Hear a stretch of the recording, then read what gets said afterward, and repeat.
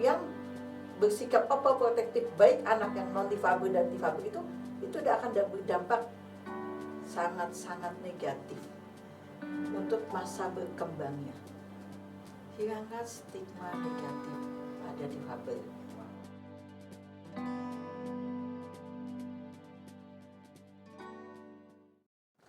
Assalamualaikum warahmatullahi wabarakatuh. Selamat siang teman-teman Rumah Gender. Kali ini pada podcast series yang ketiga tentunya di dalam pembahasan gender dan keluarga begitu. Pada kali ini isu ini cukup membumi begitu ya teman-teman, dimana di setiap masyarakat, lapisan masyarakat tentunya kita bisa menemui teman-teman difabel, teman-teman yang memiliki anggota keluarga difabel begitu. Jadi sangat urgent untuk membahas mengenai topik ini di dalam diskusi yang ringan tapi menarik begitu.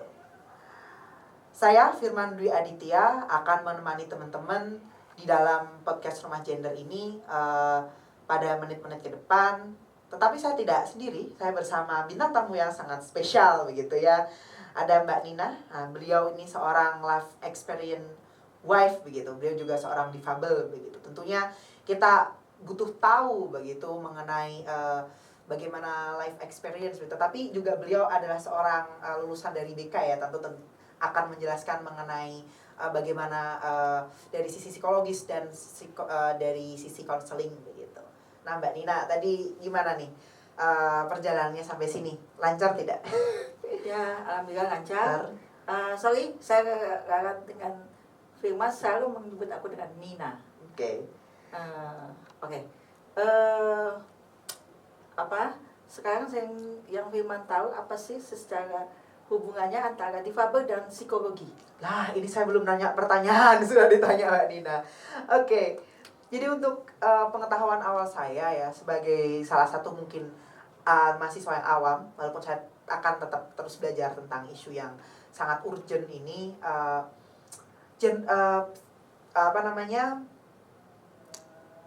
difabel dan keluarga tentunya memiliki hubungan erat karena seperti series kita yang kedua begitu, kita membahas bagaimana banyaknya masalah-masalah yang dialami oleh teman-teman difabel ketika di dalam mengaktualisasikan dirinya di dalam keluarga begitu ya Mbak ya, dan juga penerimaan terhadap keluarga yang itu seringkali terjadi kesulitan dan sangat diperlukan sebuah intervensi, sangat diperlukan sebuah upaya agar teman-teman difabel ini mampu menerima dirinya, mampu diterima keluarga, dan keluarga dan teman-teman difabel ini mampu mendorong individu teman-teman difabel ini untuk bisa maju ke depan. Oke. Gini ya, sebelumnya memang difabel itu bukan hanya difabel, setiap anak itu akan sukses atau tidak itu tergantung dengan keluarga yang paling dekat adalah orang tua, dan keluarga selain orang tua atau kakak atau adik, apalagi untuk yang difabel ya. Satu, karena difabel itu orang menganggap aku punya anak difabel, dari ada anakku 3 sampai 1 difabel, jadi saking diistimewakan, yang istimewanya itu sangat-sangat istimewa yang dari sisi mungkin menurut dia positif, tapi menurut lingkungan atau menurut anak difabel itu sendiri ya negatif gitu, sehingga anak itu tidak berkembang, anak itu tidak percaya diri. Jadi kamu nggak boleh, udah semua ini ibu yang jalan atau ibu yang ini gitu. Jadi terlalu sangat overprotective bahasa ininya ya.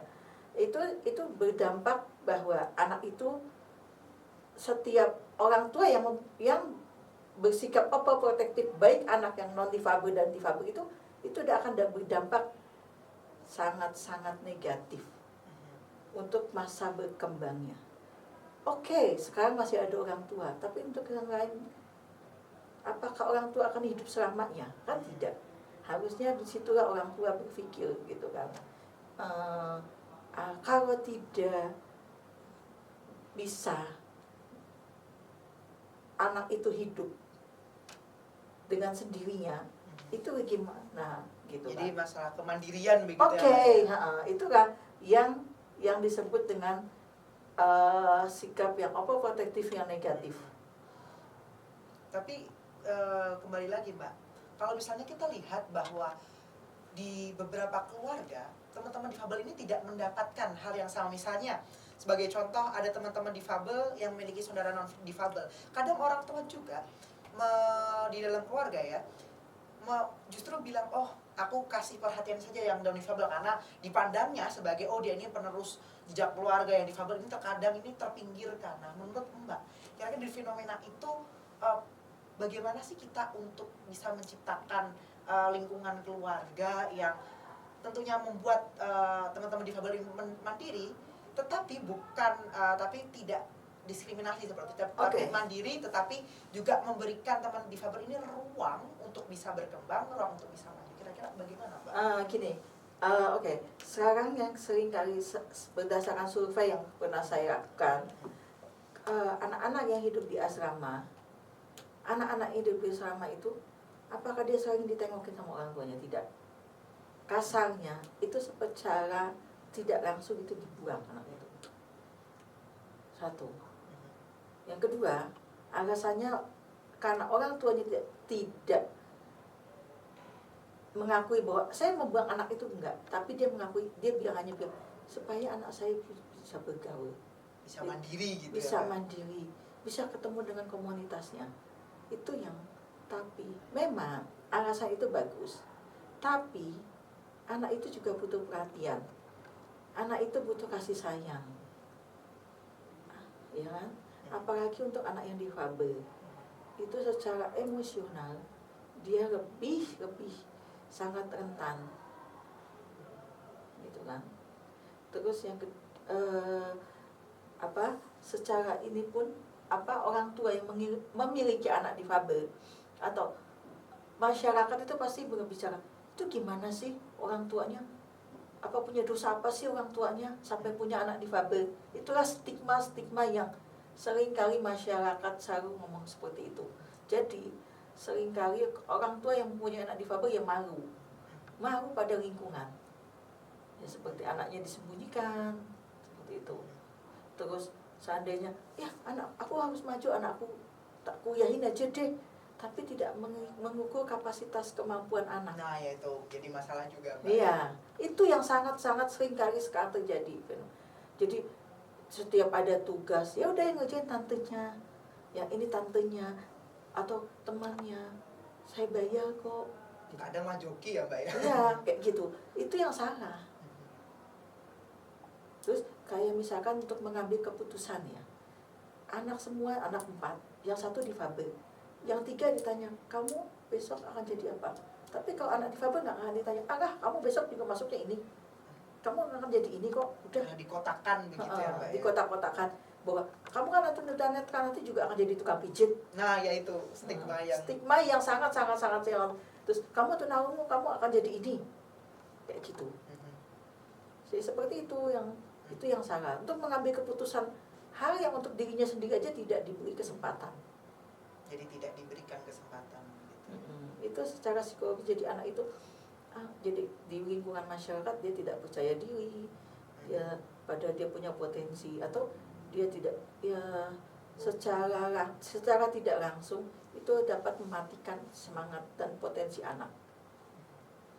Dan tadi saya melihat Mbak Nina sangat concern begitu ya untuk membuat sangat excited ketika membahas ketika anak-anak harus diberikan keberanian, diberikan motivasi untuk bisa menentukan nasibnya sendiri. Tapi keluarga pun tidak tinggal support begitu, tapi support, tapi memberikan anak itu free choice begitu kan, untuk determine. Dari hal tersebut terkadang ya Mbak ya, saya melihat seringkali kita itu permasalahannya terutama pada teman-teman difabel itu ketergantungannya seperti Mbak Nina bahas tadi sangat tinggi terhadap keluarga begitu, karena dan ketika kita misalnya mendapatkan masalah atau mungkin mendapatkan masalah seperti kekerasan begitu ya, atau mungkin diskriminasi, teman-teman difabel ini yang sangat tergantung sama keluarga ini tidak berani untuk speak up.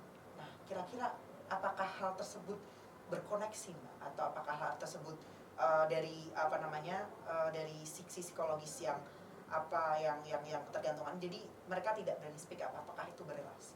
Ya, itu juga bisa.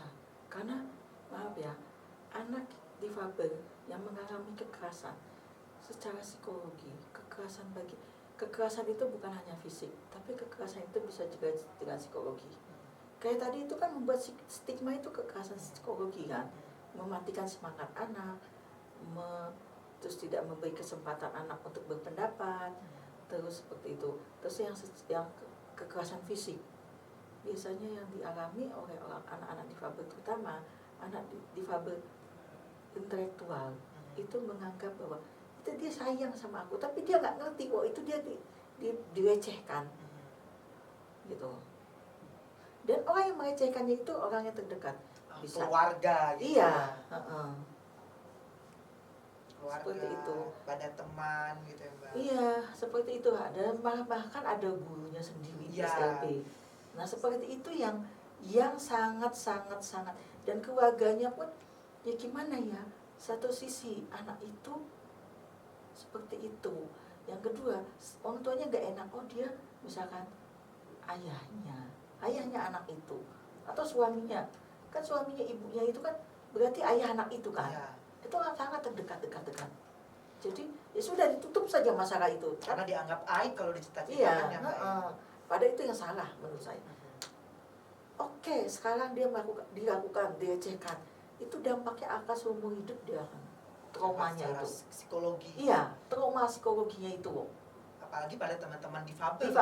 Ya. Yang awalnya mereka sudah melakukan penerimaan terhadap diri sendiri, tetapi ketika kasus itu datang, ketika kasus mau dialami, justru malah menambahkan beban, bahkan menghilangkan kepercayaan diri. Iya, bahkan ada yang jadi seperti apa ya, anak itu efeknya jadi efek negatif menurut saya ya. Jadi dia ada suatu kasus bahwa anak itu tunanetra, dia senang sekali melihat sapi. Nah, dia keluarganya menganggap bahwa itu sudah dianggap sebagai kakeknya pada tetangga dekat, saudara jauh. Nah, itu anak itu dia merasakan kalau dipegang itunya dia akan menikmati. Kalau ini dia, jadi setiap ketemu orang dia akan memegang punya orang itu. Itu yang itu sangat berdampak sekali negatifnya. Termasuk pada ini ya, Mbak ya, itu kan termasuk pada kekerasan gitu ya. Kekerasan seksual dong. Oh, itu berarti yang dipegang adalah daerah-daerah yang sensitif. Iya, Oh. Karena dia itu dilakukan seperti itu sama orang itu. Jadi dia akan melakukan itu pun kepada orang lain. Itu berarti seperti copingnya, dia merasa itu nyaman begitu ya. Lalu dia melakukan itu ke orang lain sebagai bentuk upaya reaksi psikologisnya. Apalagi anak di bawah umur. Ya kan? Terutama kita lihat Mbak Nina tadi, teman-teman yang netra terutama yang sangat sensitif begitu. Iya. Kadang-kadang saya juga lihat teman-teman netra ini kadang kan suka pegang tanpa konsen begitu ya, Mbak ya. Ada beberapa teman-teman seperti itu, awalnya bilangnya bercanda, tapi sebenarnya tidak. Nah, saya kira tuh perlu nggak sih, Mbak, adanya edukasi gitu? Iya, sangat perlu menurut saya. Sangat perlu. Jadi kita harus sedini mungkin harus edukasi bahwa kayak di SLB kita harus memberikan edukasi bahwa nanti kamu kalau usia segini kamu akan melakukan ini harus demikian begitu ya. Jadi kayak kamu nggak boleh loh minta temenin ke toilet sama temen lawan jenis kamu. Kamu udah besar, kamu udah ini, kayak seperti itu. Jadi harusnya seperti itu, pendidikan edukasi yang sangat. Tapi kan di Indonesia itu sangat tabu, apalagi untuk difabel. Yes. Padahal itu sangat penting. Karena dia tidak bisa membedakan ini benar apa enggak, ini salah apa enggak gitu kan. Ini boleh apa tidak gitu kan. Jadi kita harus dan itu berulang-ulang memberikan edukasi seperti besok nggak boleh ya gitu. Terus Besok kita harus memberitahukan lagi, ini nggak boleh ya besok ya, kamu minta antar ke toilet sama temanmu yang cowok gitu. Oh begitu. Mhm. Jadi berarti poinnya adalah bahwa sex ed terutama untuk teman-teman difabel, apapun difabelnya itu sangat penting. Yes. Karena mungkin kalau teman-teman yang non difabel saja itu kadang itu menerima dan mengaplikasikannya itu sulit, apalagi teman-teman difabel untuk menerimanya, karena mereka juga sangat rentan ya Mbak dalam isu-isu ini. Iya. Bisa menjadi pelaku ataupun menjadi korban. Nah, itu kita mungkin harus concern di sana. Baik, terima kasih Mbak Nina untuk pertanyaan ini. Tadi saya melihat Mbak Nina banyak menjelaskan mengenai bagaimana experience yang Mbak Nina dapat dari teman-teman begitu ya, yang difabel, yang berkenaan dengan isu diskriminasi, isu kekerasan, dan juga isu pengembangan diri. Nah, menurut Mbak Nina, bagaimana sih kita untuk menjadi keluarga yang mendukung teman-teman untuk bisa aware atau teman-teman bisa sadar tentang beberapa isu yang penting itu dan bisa membuat teman-teman difabel itu maju. Oke, gini aja ya, coba hilangkan stigma negatif pada difabel. Satu, kuncinya pertama itu diawali dengan stigma. Pasti semua itu adalah dari stigma dulu kan. Oke. Yang kedua, berikanlah kepercayaan kepada difabel seperti layaknya non difabel. Berikan kesempatan mereka, kesempatan untuk berpendapat, kesempatan untuk mengencam pendidikan, kesempatan untuk dia bereksplor baik di lingkungan di rumahnya maupun di lingkungan di luar rumah. Oke. Berarti memberikan free choice ya teman-teman, memberikan lingkungan yang inklusif, memberikan kesempatan, dan juga memberikan dan dihilangkan stigma. Iya, menghilangkan stigma seperti itu. Saya kira ini sangat jelas dan sangat inspirasional ya, dengan pengalaman dan juga sharing ilmu dari Mbak Nina. Saya berterima kasih Mbak Nina atas waktunya, sudah hadir di studio kami, sudah mau berbagi cerita dan juga tentunya tetap menjadi seorang inspirations begitu untuk teman-teman difabel dan teman-teman non difabel. Saya Firman Dwi Aditya, saya ucapkan pamit. Wassalamualaikum warahmatullahi wabarakatuh.